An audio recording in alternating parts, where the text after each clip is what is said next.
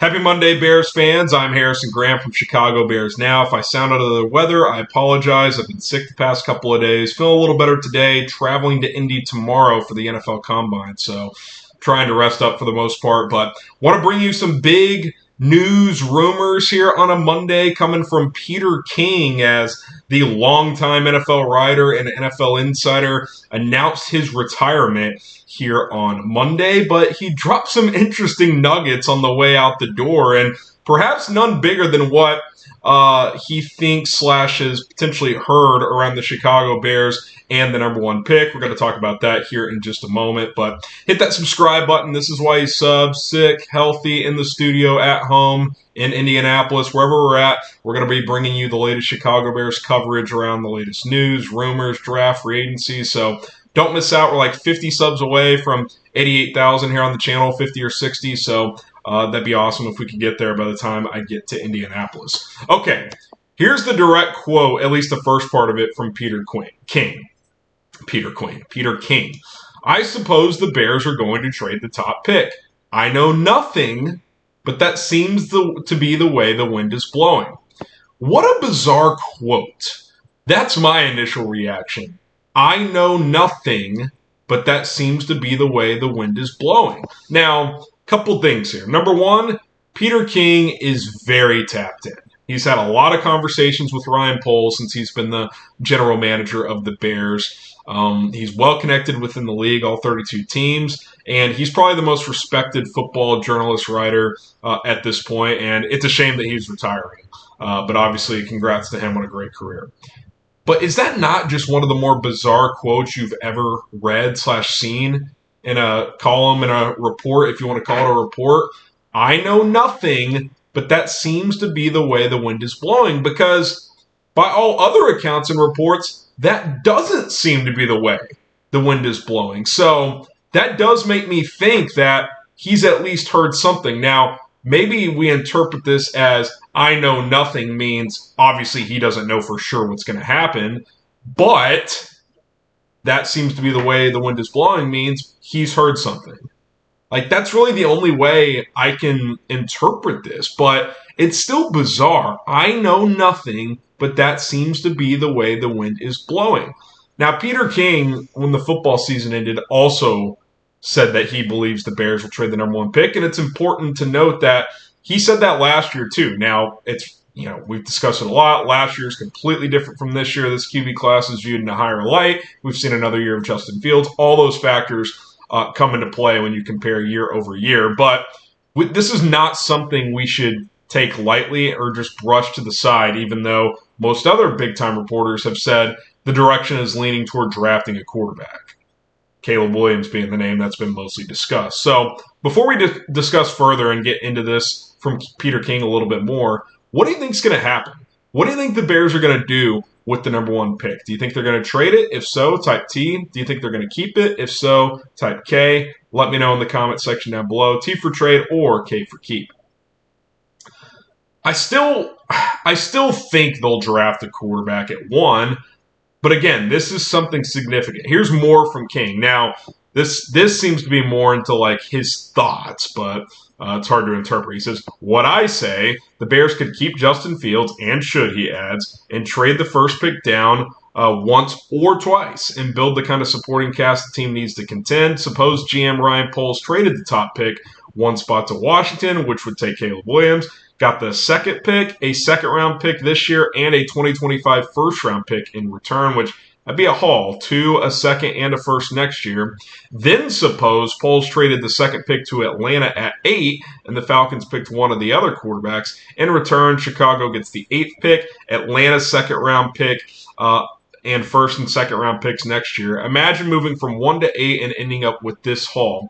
The 8th and 9th, their own pick in round 1 this year. Second round picks from Washington and Atlanta this year. 3 first round picks and 2 second round picks in 2025. For moving down 7 picks in the first round, the Bears can end up with 9 picks in the first 2 rounds of the next 2 drafts. Instant infrastructure. Now, this big chunk is not necessarily revolutionary. I wouldn't call this even reporting, really. We've kind of known that all along. If the Bears decide to trade down and pull off the double trade down, they can get a haul. And that's why there is appeal to doing that and to keeping Justin Fields.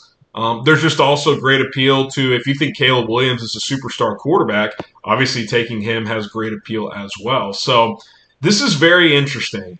I do think Washington will be interested in moving up because they like Caleb Williams. And look, I've said this. I'm leaning toward drafting Caleb, but I've also been open to trading the pick, especially if the haul you get is historic. And that word is significant because that is the word that Ian Rappaport has used in his reporting. He said, the Bears are likely going to take the number 1 pick unless they get a historic offer.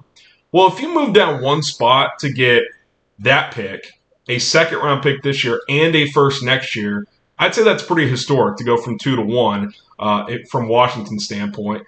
And if you want to double trade down and get a 3 or 4 extra picks, you could call that historic. So I'm open to this idea. I'm definitely not closed off to it. And Ryan Poles at his season-end press conference says, I'm open to any scenario. So I don't think a decision is final. I don't think any final declaration has been made. Again, he hasn't even met these quarterbacks yet. That will take place this week at the NFL Combine, and that's probably a good time to shift to a couple of Combine notes. We have gotten word on most of the top quarterbacks on whether or not they will throw. Caleb Williams and Jaden Daniels will not throw at the NFL Combine. I'm already getting DMs. This guy's soft. Why would you draft him? A lot of the top quarterbacks don't throw. They just don't. Like, the tape is their evaluation. J.J. McCarthy is throwing. He has a lot to gain by throwing. Bo Nix and Spencer Rattler are throwing. Those guys have a lot to gain by throwing. So is Michael Penix. We haven't heard about Drake May yet. I don't know. But I'm not putting any stock into Caleb Williams. And even Jaden Daniels not throwing at the Combine, if I'm being completely honest. For Caleb, it's going to be about the interviews, classroom work. We'll see if he runs the 40. And then obviously measurements. What does Caleb Williams measure in at? He's listed at 6'1", about 215, 218. Depending on the site you look at. Ideally he's at least 6 foot. If he's below 6 foot, that's going to raise eyebrows. I don't think he'll be below 6 feet. Just based on pictures of him next to other guys, he doesn't look that much shorter than C.J. Stroud when he was standing next to him at the Combine or at the Heisman ceremony last year. But pictures can be deceiving, so obviously we'll wait for the official measurements there. But it'll certainly be interesting to see how that all plays out, how the interviews go, and what more crumbs kind of start to leak out throughout the week, because I'd say this is the first one. Peter King, in his retirement press conference, saying that he thinks the Bears will trade the number 1 pick, I'd say is pretty notable and pretty significant. And, while I still think the lean is probably drafting a quarterback, that probably makes me slow down on it just a touch because he is that respected and obviously does hear things around the National Football League. If the Bears trade the number 1 pick, who do you want them to end up drafting? Because if they do what Peter King says, which is trade down twice, well, you're not getting Marvin Harrison Jr., who, by the way, will not be working out at the NFL Combine. He's not going to – I don't even think he's going to do a pro day. Albert Breer reports that he's just going to train to be a football player. So he's not training to run the 40-yard dash. He's not training for the cone drills, this and that, which, quite frankly, is probably pretty smart for a player of his stature. Like, why does he need to train for the 40-yard dash? His tape is his tape.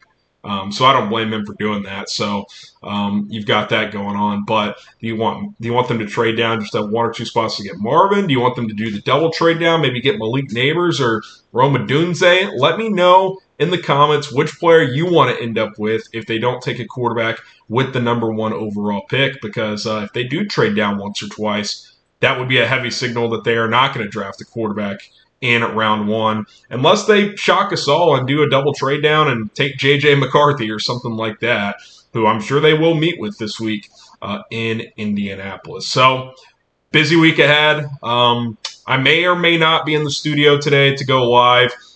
Energy's still a little bit down now that I've talked for the last 10 minutes, so we shall see. I also have to take my son to the doctor here in a little bit, so I've got a bit of a busy day. So we'll see if I'm live this afternoon. If not, I'll try to get to another video. Traveling to Indy tomorrow, we'll have full coverage. Ryan Poles and Matt Eberflus talking tomorrow from Indy as well. That'll be very, very interesting. We'll try to get those press conferences here on the channel. My name is Harrison Graham. Hit that subscribe button if you want free coverage 24/7, 365, and all of our awesome Combine content from Indianapolis. I will be there. I don't care if I have the flu or what. I will be traveling. Kidding. I'm starting to feel better. I should be good by the time I get there. All right, I'm rambling. Subscribe, bear down, FGB. We'll see you soon.